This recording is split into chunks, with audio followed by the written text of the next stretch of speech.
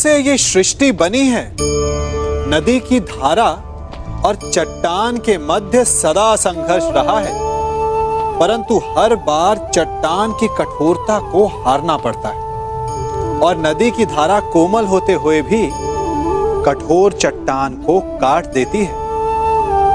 कभी सोचा है क्यों चट्टान इतनी कठोर और जल इतना कोमल, चट्टान इतनी दृढ़ और जल इतना लचीला, फिर भी सदा जल कठोर चट्टानों के मध्य से अपना मार्ग बना ही लेती है? कारण केवल एक है और वो है लगातार चलने की क्षमता। जल बढ़ता रहता है, चट्टान अडिग रहती है। इसी कारण जल चट्टान को काटकर मार्ग बना लेता है। इसलिए लगातार चलते रहिए, रुकिए मत, क्योंकि चट्टान जैसी हर समस्या को आप भी जल की तरह काट सकते हैं। इस फल को देख रहे हैं आप, अभी अभी अपनी डाल से अलग हुआ है।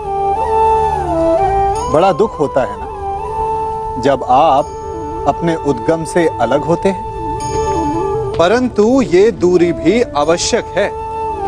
अब इस फल को ही ले लीजिए। अपने जीवन दाता वृक्ष से अलग होकर ये ना केवल किसी की भूख शांत करेगा, अपितु इसके भीतर के बीज से एक नए वृक्ष का सृजन भी होगा और कई फल जन्मेंगे। सृजन की प्रतिक्रिया में पीड़ा आवश्यक है। यदि पीड़ा नहीं होगी तो सृजन नहीं होगा। पीड़ा अपने उद्गम से दूर होने, पीड़ा अपनों से दूर होने। इस फल की भांति हम मनुष्यों को भी अपने उद्गम से, अपने सगे संबंधियों से अलग होना पड़ता है और यही अलगाव एक नए सृजन को, एक नई सृष्टि को, एक नए विकास को जन्म देता है। इसलिए ऐसे अलगाव से दुखी मत होइए, उसका स्वागत कीजिए, क्योंकि ये विकास की नींव है। अपराध वो भावना है जिसके कारण संसार में सदा दुख ही व्याप्त रहता है। हम सब अपराधियों से घृणा करते हैं, उन्हें कोसते हैं, परंतु क्या कभी विचार किया है कि कोई भी जन्म से अपराधी नहीं होता? तो ऐसा क्या कारण है कि कोई इतना बुरा बन जाता है कि वो बुराई की सीमाएं ही पार कर जाए? कारण है कामना। यदि कामना पर नियंत्रण ना रखा जाए, यदि कामना को पूर्ण करने के लिए परिश्रम ना किया जाए, तो वो तृष्णा में बदल जाती है और तृष्णा लालच में, और लालच छल में, और छल करते ही मनुष्य अपराध की ओर अपने पग बढ़ा देता है। इसलिए ये अत्यंत आवश्यक है कि मन की कामनाओं पर नियंत्रण रहे। यदि मन पर नियंत्रण रहेगा तो अपराध पर स्वयं ही नियंत्रण हो जाएगा। हम सबका मन करता है कि हम जीवन में ऐसे शिखर पर पहुंचे जहां हमसे ऊपर कोई ना हो, जहां हमें कुछ करने की आवश्यकता ना पड़े, है ना? कुछ लोग इस शिखर पर पहुंच भी जाते हैं, परंतु उनका मन सदा विचलित रहता है।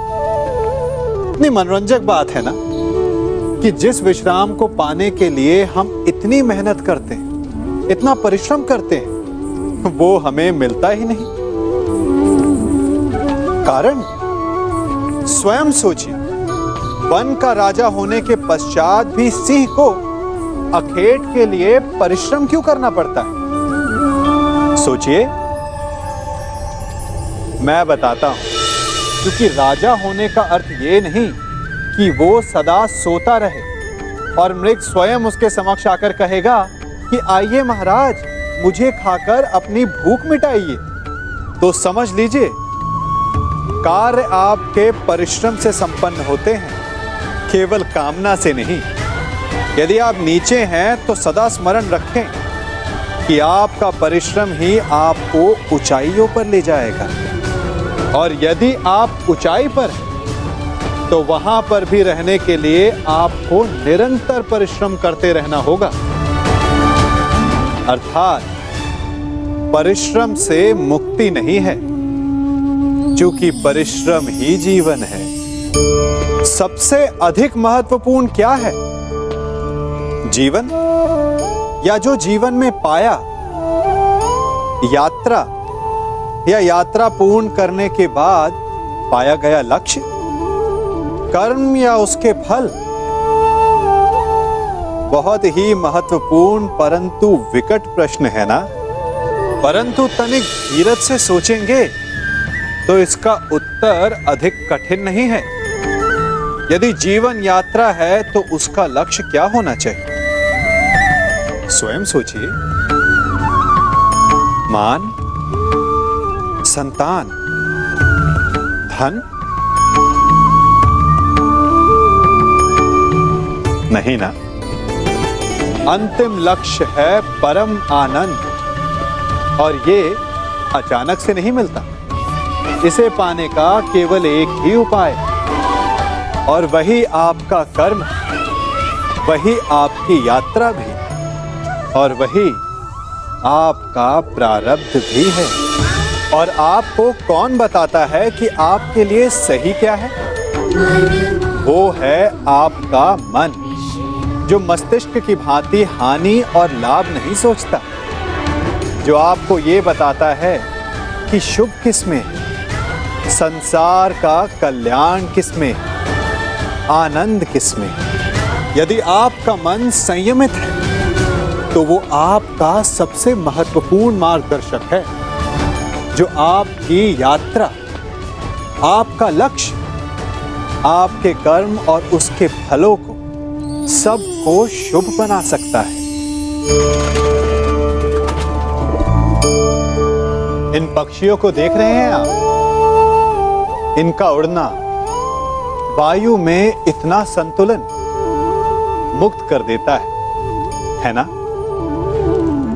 इन्हें उड़ते देख आपके मन में भी इच्छा होती होगी कि इन्हीं की भांति आप भी स्वतंत्रता से उड़ पाएं। ईर्ष्या होती है ना जब आप इन्हें खुले आकाश में ऐसे विचरण करते देखते हैं।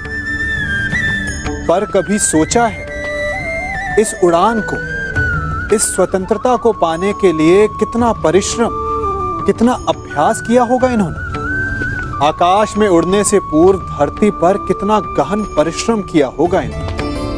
इनके माता पिता ने पहली बार जब इन्हें पंख फड़फड़ाने को उकसाया होगा तो कितनी बार गिरे होंगे। पहली बार वायु में उड़ते समय कितना भय लगा होगा इन्हें। अपनी पहली उड़ान के पश्चात धरती पर उतरते समय गिरकर कितनी चोट खाई होगी। इस उड़ान का, इस स्वतंत्रता का ये मूल है। यदि आप ये दे सकते हैं तो अवश्य आप भी इस स्वतंत्रता को पा सकते हैं। इन पक्षियों की भांति ही अपने चारों ओर जब भी आप किसी सफल मनुष्य को देखें तो उससे ईर्ष्या ना करें।